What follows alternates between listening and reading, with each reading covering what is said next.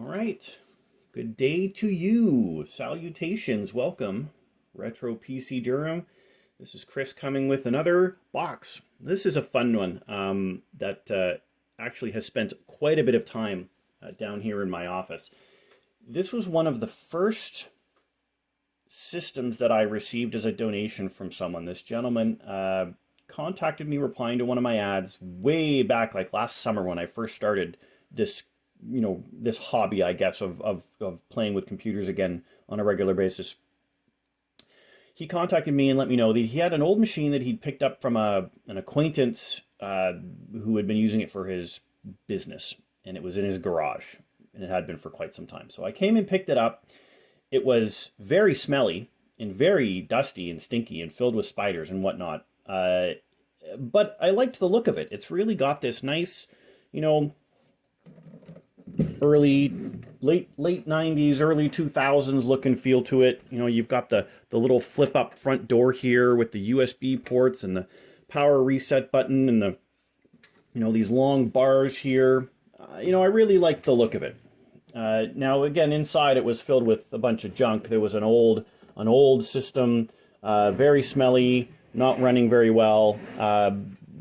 Couple of hard drives that were in it that were old mechanical drives that had some of the gentleman who had been using this for his business purposes had business files like invoicing and stuff on it. Nothing of I don't think any value. I mean, it's all gone now. I've long deleted those things off those drives, and they're not even in this system anymore. So you take a look at the back here. Almost everything that was in this system has actually been replaced. So the original power supply that was in this was didn't have 24-pin power, so it wouldn't work with what ended up being the motherboard that was in here. It had a motherboard with a Pentium 4 processor, I think, which that board couldn't upgrade past, I think, 2 gig worth of memory. So it wouldn't be able to work for what I wanted to do, which is, have this thing be able to run Windows 10 not terribly. So we had to replace the power supply. This is we'll get to it, what's been replaced in it, but you can see here on the rear axis here, pretty full length. We'll open it up and take a look inside. And I just got to remember, I believe it's, this side is where the thing has to come off. So we'll unscrew the panels, or the panel. I won't take the back plate panel off because there's nothing to see there except for some additional power cables and stuff that I kind of stuffed out of the way for some cable management, which is never really super easy to do. So old style, design. There's no, real extra pull or anything. It's a pretty flexible piece of aluminum or metal or whatever it is.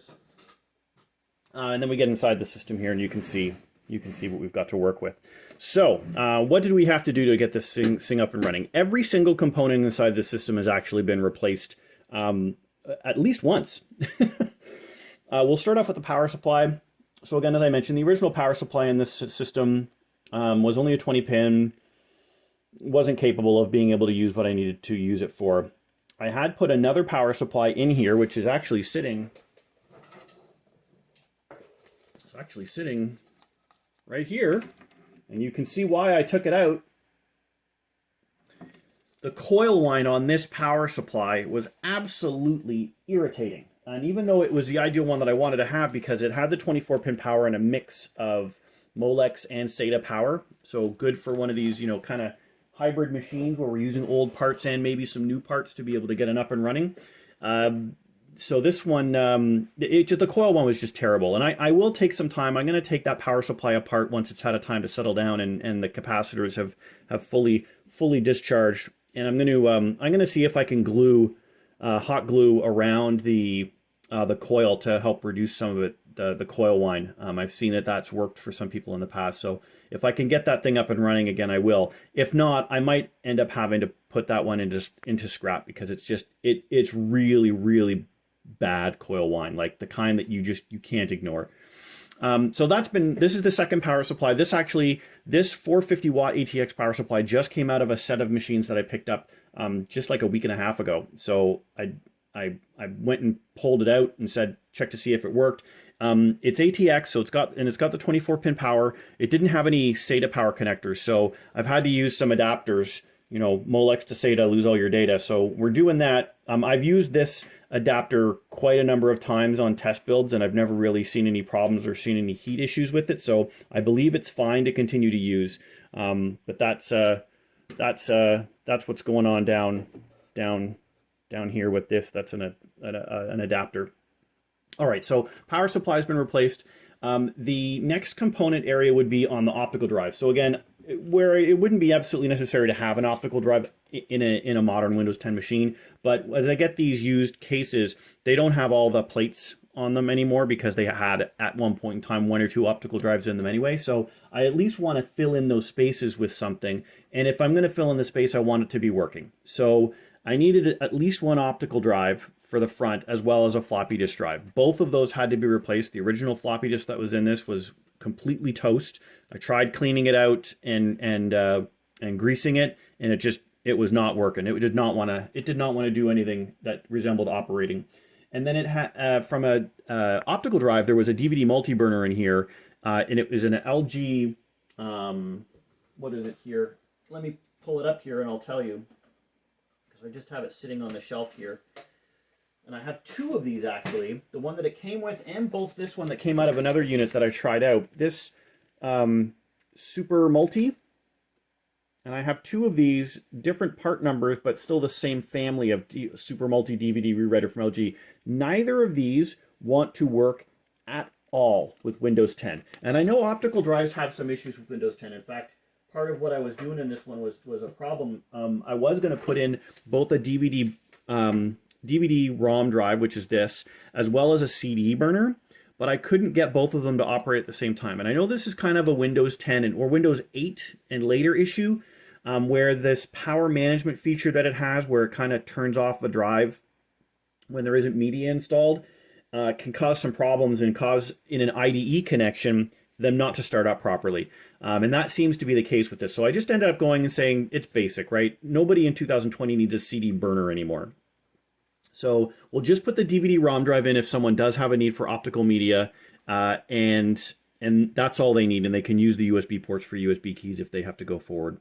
Next up we have here is the system board, right? So this Asus P5K SE board came out of another system as well. Had some cleanup had to be done on, obviously, getting everything up and running and working properly, and then there's a in this is a Core, Core, I think. It's an E8400 Core 2 Duo, I believe, processor. We've got 4 gig of RAM in here. And then for the video card, there was onboard video on this one, but it's like, the cheap out, like 64 meg, onboard video card that's not really very good at all. So we're not using that, obviously. So we have in here, I got this, also an Asus, came out of another machine, and the fan needed to be cleaned to be able to get up and running. It needed a full cleaning, so repasted everything and got everything nice and cleaned up and shiny so it doesn't overheat automatically when it's plugged in. Is a 5770, which again is an older GPU, but a decent quality GPU for its time, and definitely for the type of general purpose use that we want for this computer to be able to handle, is easy to be able to make that play. The system board, is from this hybrid era where we still supported some older technologies like floppy and IDE, but also had SATA ports. So we're using a SATA disk drive, and this is one of those ones where I had to go I got a little bit creative. I was running low on 3.5-inch mechanical drives, but I have a load of these 2.5-inch form factor, like laptop form factor disk drives. So I took one of the 160 gig drives here, this Western Digital Blue, and I hooked that up to the system and kind of forced it in. So it's screwed in at the top here, and then I've got this zip tie here to kind of hold it in place, and it fits very snugly. I put a little bit of static plastic in between the drive and the metal plate here, just to kind of give it a little bit of a buffer. Not necessarily to protect it necessarily from ESD, but just to give it something to cover it up, so it wouldn't be in direct contact with the metal and possibly scrape against or make contact with any of the circuitry on the bottom of the drive. So that's hooked up as well, and I believe that covers all the components on here. The USB ports on the front of the system, right? So inside, inside here, you can kind of see this. We'll balance. You can kind of see where my thumb is. That's the back end of that. That whole section there wasn't staying in the system, so I did fit it back in, and I Gorilla Glued it, so it will never come out again without breaking something. But that was important for you to be able to plug in something at the front of the computer without it popping inside of the case. So you being able to have USB keys or a mouse or whatever that you want to plug in. And I believe that sort of covers everything that was installed in the system here. Again, I tried to do a little bit of cleanup with these older cases and older power supply types. It's hard to get stuff out of the way sometimes, but I tried my best to kind of push things down into these little gaps here and get them out of the way as much as I could, so that there's at least as much of a clean view as you can get on one of these older machines. So that's the offline view here. We'll get this box closed up and realign the camera here to take a look at the boot up period, and we will check that out in a moment. Okay, so let's get this thing up and running now. We're all reset. Got a little bit of a good angle here to get on the screen, and we will hit the power button and hear no coil line.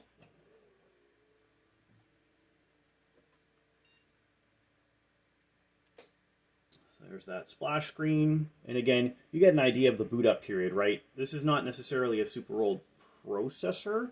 The E8400 can certainly handle the Windows 10 environment, but obviously you got that mechanical drive.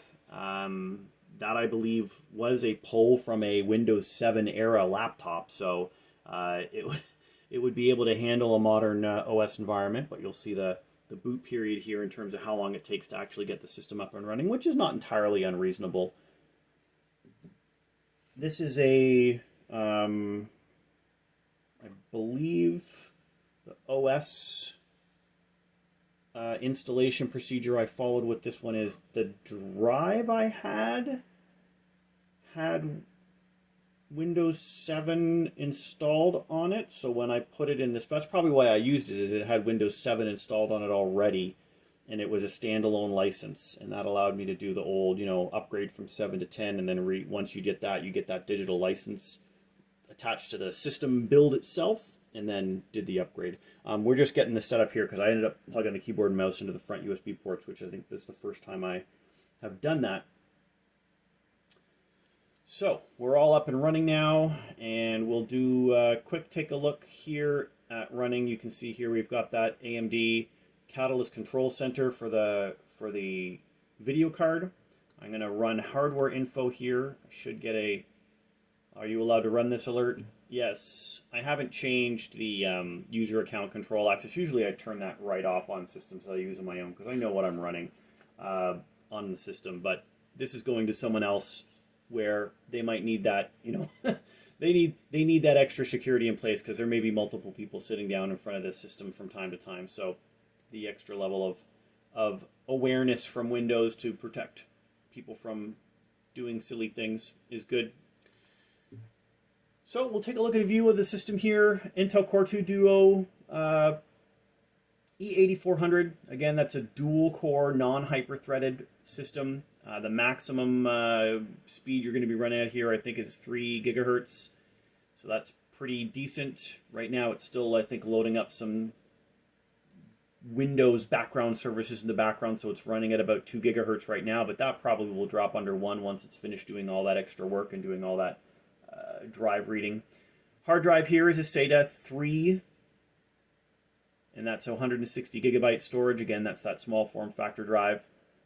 And then we've got that DVD-ROM drive installed. And then we've got this Asus build AMD Radeon HD 5770 video card. That's with 1 gig of GDDR5. So that's, again, pretty decent in terms of its capability of being able to manage graphics. Again, you're not going to be playing video games on this machine, I hope. Again, this might be the type of system that you could go and maybe do GeForce Now on because it's got enough, workload capability here that all you need is that good video game connection, and then you can get that extra capability. And then memory-wise, you've got 4 1 gig memory DIMMs, 2 that are non-reporting, and 2 Kingston DIMMs in the system. So that's what's running for that. Next up, we'll do the old stream test here. So we'll be going to open up Google Chrome. And again, this is representative of, you know, what I would expect is to be pretty heavy use as far as what someone would be using the system for in terms of trying to drive a higher level of graphics performance, something streaming on Google Chrome, which is going to eat up a little bit of memory, you know, kind of stress some of the system resources. Not a gaming system, so I wouldn't expect anybody to be trying to load games on this system. I hope they wouldn't, because they're going to end up with a terrible experience. And I haven't been here yet, so once again, I apologize for forcing you to deal with looking at the Windows dark theme for any period of time, or the YouTube dark theme for any... That's terrible. How dare I? Let's go to trending, and let's see... Oh, you know, we don't even need to go trending. Let's take a look at this. There's some movie that's coming out. There's... Oh, did I miss it? Did I miss it? I missed it. Let's go back one more and see if it shows up.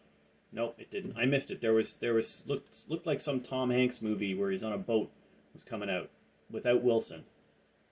I don't know what that is. Let's go to trending and let's hit the movies tab. Again, no sound plugged in. It saves you know, from getting some of those copyright notices that are bound to come through. We'll do here's The Invisible Man. There's been a lot of good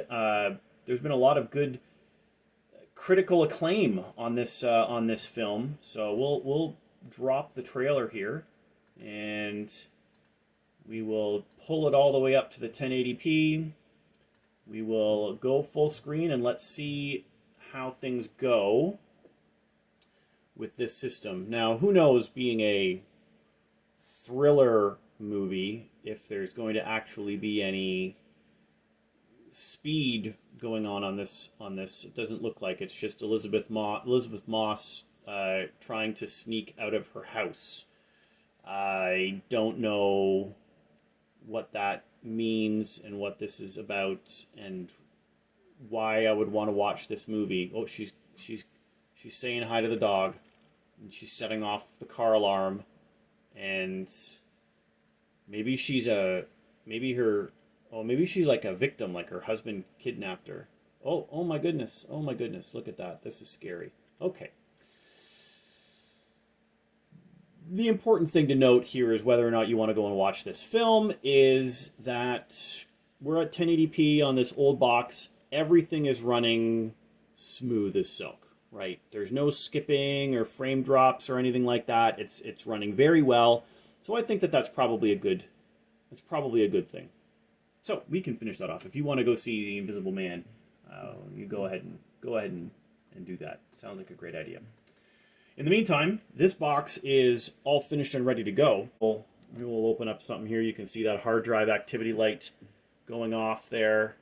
I'll open up something and maybe do a, I don't know, what would I do? A search for something. Let's see if it does a hard drive search. You can see that hard drive light blinking on and off. That's wonderful. Good to see. Good to see. This box is ready to go. With a package of 4 systems that I've been working on. We're going to be delivering that in the next couple of days. It's going to find its new home, and then we'll get started on our next set of refurbished retrofit rebuilds, and we'll get those videos up once I have those machines sorted out and worked through. Once again, thanks for coming and checking out the vids that I post here for archival purposes, what I've done here before these machines go away. If you enjoy this, don't forget to do all that YouTube stuff, and come on back for the next video in the near future. Thanks very much. Bye-bye.